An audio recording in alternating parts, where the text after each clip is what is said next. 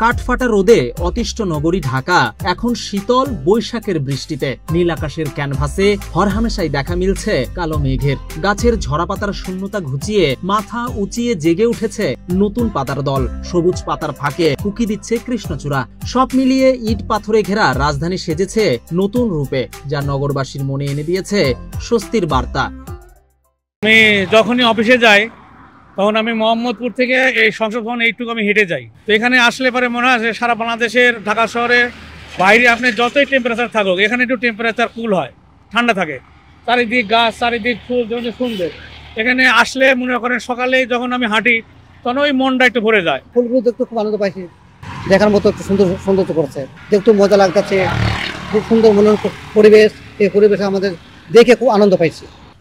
অসম্ভব সুন্দর, রাস্তাটা অনেক ভালো লাগে, এই কারণে আর কি আসা হয় মাঝে মাঝে। ঢাকা শহর এখন ঘনবসতিতে ভর্তি, তাই ওইদিকে ওইরকম একটা ভালো লাগে। ঢাকা শহরে কিছু কিছু জায়গা আছে যেমন রমনা, চন্দ্রিমা উদ্যান, এইসব জায়গাটা অনেক গ্রামীণ পরিবেশ, গাছপালা আছে, অনেক সুন্দরময়, এই কারণে খুব ভালো লাগে। সংসদ ভবন ও জিয়া উদ্যানের মাঝে অবস্থিত ক্রিসেন্ট লেক ধরে হাঁটলেই দেখা মিলবে মনোরম এই দৃশ্যের। পুরো রাস্তা সকলের নজর কেড়ে নিয়েছে সবুজ আর লালের সমারোহ। শুধু এই লেক নয়, রাজধানীর কয়েকটি এলাকায় দেখা মিলবে এমন নজর কাড়া দৃশ্যের। রাজধানীবাসীর অভিযোগ, উন্নয়নের রসানলে হারিয়ে যাচ্ছে সবুজ, হারিয়ে যাচ্ছে ফুলে ফুলে সজ্জিত এমন দৃশ্য।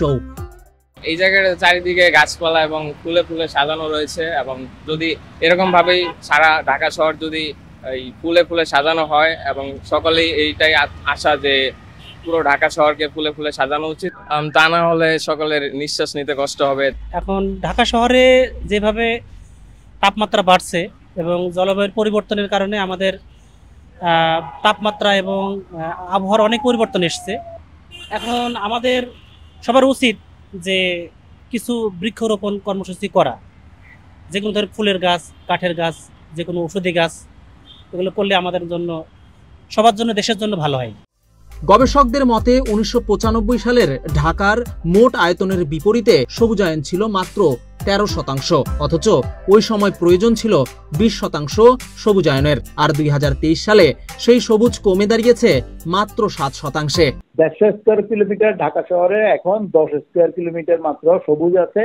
তাও আমাদের এই সবুজ অধিকাংশই বোটানিক্যাল গার্ডেনে, তারপরে রমনা পার্কে, সরোয়ার্দী উদ্যানে। বাকি যে জায়গাগুলো আমাদের বিল্ডিং যেখানে যেখানে আছে, রোড সাইড, এই জায়গাতে আমাদের যতটুকু সবুজ থাকার কথা ছিল এগুলো নাই।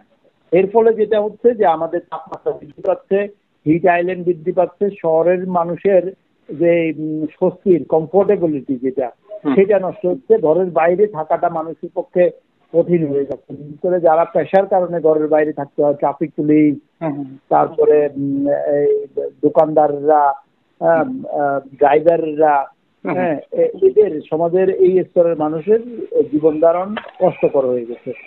এইটা যদি আমরা আবার স্বস্তির জায়গাতে আনতে চাই, আমাদেরকে আবার আগের জায়গাতে, অর্থাৎ আমরা যদি 20% নাও পারি, অন্তত ওই যে 15% গ্রিন স্পেস পরিকল্পনা করে ঢাকাকে নতুন করে চিন্তা ভাবনা করতে হবে, সাজাতে হবে। ফুলে ফুলে সেজে উঠুক এই নগরী, ভরে উঠুক সবুজে সবুজে, যা সকলের জন্য সৃষ্টি করবে বাসযোগ্য পরিবেশ, এমন প্রত্যাশা নগরবাসীর। বিজন কুমার, বাংলাদেশ প্রতিদিন।